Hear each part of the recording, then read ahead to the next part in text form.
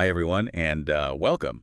A special welcome to everyone listening from the English with Narayana channel. Hello. Great to be here. So today we're going to talk about something I think many of us face. Yeah. Learning English when, well, life just feels really, really busy. Yeah. It definitely can seem like there are, I don't know, so many ways to learn English these days, right? Totally. You've got apps, you see tons of videos popping up online, there are books.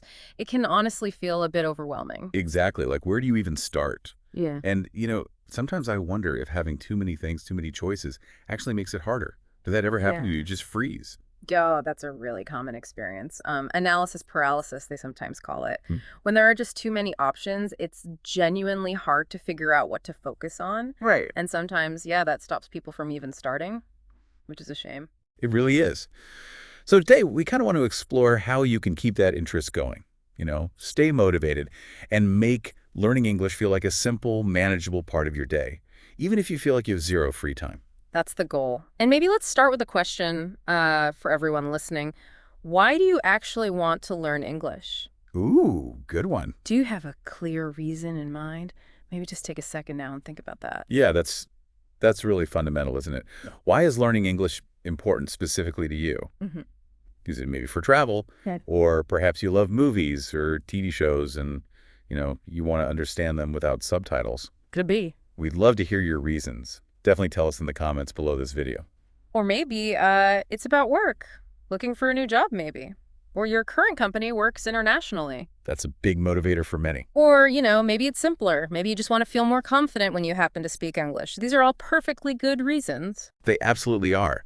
And I think the key thing is that your reason feels personal, like it really matters to you. Yes. When it has that personal connection, it just makes it so much easier to keep going, doesn't it? Definitely. Maybe even, write that reason down. Put it somewhere you'll see it every day. Do you think that could help folks stay focused?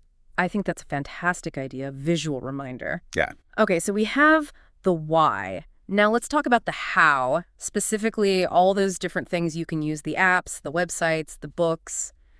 You mentioned it feeling like too much. Oh, I absolutely know that feeling.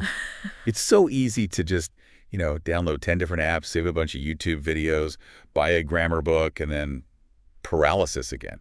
Yeah. You don't know which shiny object to pick up first. Right. What do you usually end up doing when that happens? Let us know that in the comments, too. Curious minds want to know. Well, what's interesting and maybe a bit counterintuitive is that sometimes using fewer things can actually lead to better learning. Really, fewer is more. Kind of. Think about it like having a few really good, reliable tools that you use all the time instead of a giant toolbox full of gadgets you barely touch. So the advice is often, choose just a few resources to really focus on. Okay, I like that. Let's explore that. So instead of, trying to juggle everything, maybe just pick one podcast to listen to regularly. Maybe this one, perhaps. Exactly. That could be your listening practice. And maybe, say, one good app on your phone for vocabulary. There are lots of great ones out there. Okay. And perhaps one main book or website that helps you understand the structure, the grammar side of English. Just a few core things. What about speaking, though? That's often the big hurdle, isn't it? Many learners feel that's the hardest part, especially if they don't have people to practice with easily. That's a fair point. There are still ways you could try speaking to yourself in English. I know it sounds a bit odd. A little weird, maybe. Yeah, maybe feels funny at first. But it helps get your mouth used to forming the sounds. Or if you can find even one language exchange partner online or in person, that's obviously ideal. Even short conversations help. So the core idea is pick a small, manageable set of tools for listening, vocab, grammar, maybe speaking practice, and then actually use them consistently. Precisely. Rather than having a huge collection gathering dust, what do you think about that approach? Does that sound less daunting than trying to do absolutely everything? It definitely sounds more achievable, less overwhelming, for sure. Okay, so consistency. That brings up time. How much time do people really need to dedicate each day? Because that's the other big barrier, right? I don't have time. Right. We all lead busy lives, that's a given. But here's the good news. You probably don't need to block out hours and hours. Phew. The real power often lies in consistency, even with small amounts of time. Can even a little bit each day make a real difference? Yes, absolutely. Okay, so the key is regularity. Exactly. Try to build a small, sustainable habit. It doesn't need to be a huge commitment. Maybe just aiming for, say, 15 or 20 minutes a day. 15 minutes. Okay, let's break that down. Like, you could listen to part of a podcast, maybe 5 minutes right here. Uh-huh. Then maybe spend another 5 minutes reviewing some new words you heard, maybe using that app you chose. Good. And then perhaps try saying a few sentences out loud about your day or summarizing what you heard for the last 5 minutes. Something like that. Could you find 15 minutes for that? That sounds very doable for most people, I think. And look, if you have a bit more time on some days, great. Maybe read a short news article in English or do a quick grammar exercise. And the baseline is key. Yes, the key is something every day, even if it's short. Little by little, those minutes really add up. It's the compound effect. That sounds like a practical strategy many listeners could try. Doing a little bit, often. Okay, but how do you know if it's working? How can you tell if you're actually, getting better, making progress? Good question. That's where a little bit of reflection comes in handy. Maybe at the end of each week, just take a few moments to think about your learning. Like a mini review. Exactly. Did you stick to your small plan? What felt easy this week? What felt challenging or difficult?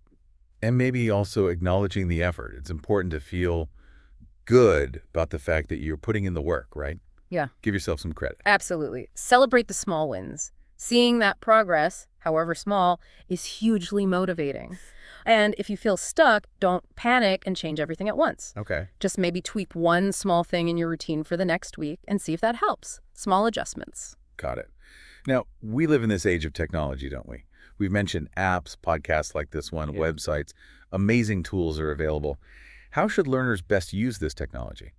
Technology can be incredibly helpful, no doubt, but it's crucial to use it purposefully. You need to ask yourself, is this really helping me understand and speak English better? Good check. Am I actively engaging with this tool regularly, or is it just another app I downloaded and forgot about? That's such a good point. It's so easy just to hoard digital resources without actually using them effectively for learning. The collection feels good, But it doesn't translate to progress. So try to choose tools that encourage active focus and practice things that make you do something, like speak or recall information, rather than passive things that just, grab your attention or bombard you with too much information. be intentional with technology. Mm-hmm. I like that. Okay, so maybe to start wrapping up our chat today, a few key takeaways. First, remember to connect with your personal reason for learning English, your why. Yes. What do you truly want to achieve with it? And hey, we'd genuinely love to read about your goals. Share them in the comments. Please do. And second, think about using just a small number of learning tools, but really commit to using them regularly. Uh-huh. Maybe listening to a podcast like this one could become one of your consistent habits. We hope so. Third, remember that even a little bit of study each day, that consistency, makes a huge difference over time. Could you give it a try? Maybe aim for just 15 minutes today. Fourth, take a little time each week to reflect. Think about what you learned, what came easily, what was tricky. Notice your progress. Fifth, use technology wisely. Let it be your helper, not a distraction. Choose tools that actively help you speak and understand English better. And finally, remember that learning anything worthwhile takes time and consistent effort. There will be days you don't feel motivated. That's normal. Totally normal. The important thing is to just keep going, keep practicing, even when it's tough. So a question for everyone again. What helps you stay motivated? What keeps you going with your English learning?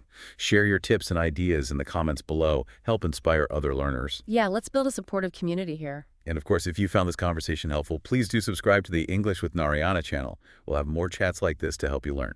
And remember, learning with podcasts can be a really enjoyable and effective way to improve your English listening skills. Definitely. Well, that's all from us for today. Goodbye for now. Bye, everyone. Keep learning.